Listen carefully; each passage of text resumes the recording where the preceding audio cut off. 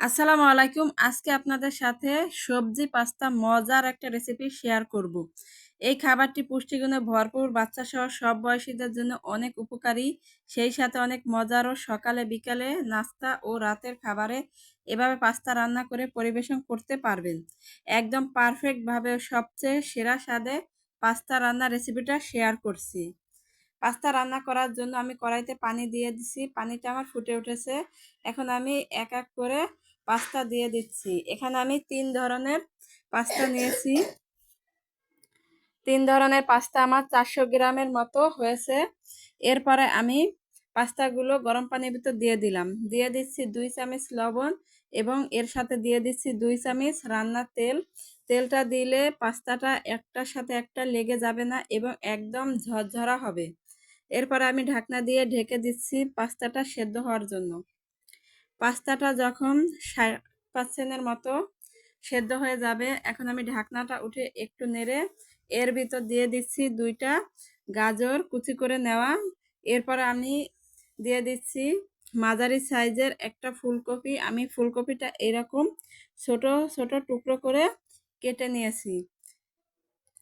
ফুলকপিটা আমি পাস্তার ভিতর দিয়ে দিলাম। এখন পাস্তার সাথে সবজিটা আমি মিশিয়ে আবারও ঢাকনা দিয়ে ঢেকে দেব, যাতে সবজি আর পাস্তাটা আমার সেদ্ধ হয়ে যায়। এই সময় কিন্তু পাস্তাটা আমি 90% মতো সেদ্ধ করব, 100% মতো সেদ্ধ করব না। পাস্তাটা আমার 90% মতো সেদ্ধ হয়ে গেছে। এখন আমি চুলা থেকে নামিয়ে গরম পানিটা ছেঁকে ঠান্ডা পানি দিয়ে ধুয়ে নেব। এরপরে আমি কড়াইতে দিয়ে দিলাম পরিমাণ তেল। এখানে আমার যতটুকু তেল প্রয়োজন ঠিক ওই পরিমাণে আমি তেল নিয়েছি। আপনারা চাইলে কিন্তু বাড়িয়ে বা কমিয়ে নিতে পারেন। তেলটা আমার গরম হয়ে গেছে। এখন আমি তেলের ভিতর 2টা ডিম ভেঙে দিয়ে দিলাম। ডিমের ভিতর দিয়ে দিচ্ছি অল্প পরিমাণে লবণ। এরপরে আমি ডিম 2টা ঝুরঝুর করে ভেজে নেব।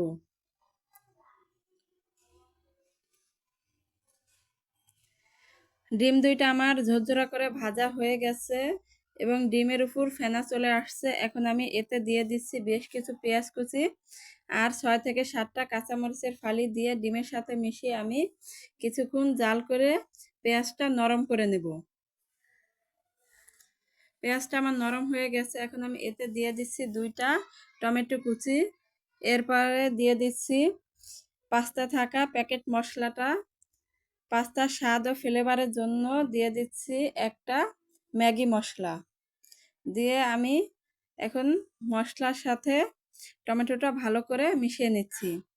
এরপরে আমি এতে দিয়ে দিচ্ছি 3 চামচের মতো সয়া সস আর 6 থেকে 7 চামচের মতো টমেটো সস। দিয়ে আমি এখন ভালো করে মশলাটা ডিমের সাথে মিশিয়ে কিছুক্ষণ জাল করে নেব।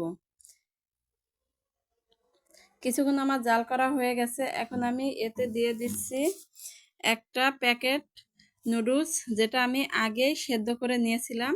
এরপরে আমি দিয়ে দিচ্ছি সেদ্ধ করে নেওয়া পাস্তাটা। এরপরে দিয়ে দিলাম অল্প পরিমাণে লবণ।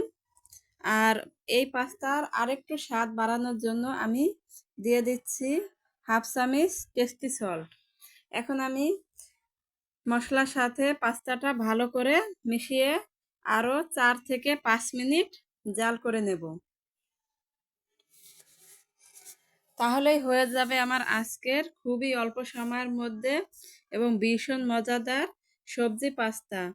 এই সবজি পাস্তাটা যারা খেতে পছন্দ করেন, আশা করছি তাদের কাছে আমার আজকের রেসিপি খুবই ভালো লেগেছে। যদি ভালো লেগে থাকে তাহলে আমাকে অবশ্যই কমেন্ট করে জানিয়ে দেবেন। আর যারা আমার চ্যানেলটা এখনও সাবস্ক্রাইব করেননি, অবশ্যই আমার চ্যানেলটা সাবস্ক্রাইব করে বেল বাটনে ক্লিক করে দেবেন আমার পরবর্তী ভিডিওর নোটিফিকেশন সবার আগে পাওয়ার জন্য। আর যারা আমার এই রেসিপিটা ফেসবুক পেজ থেকে দেখছেন, অবশ্যই আমার ফেসবুক পেজটা লাইক কমেন্ট শেয়ার করে দেবেন।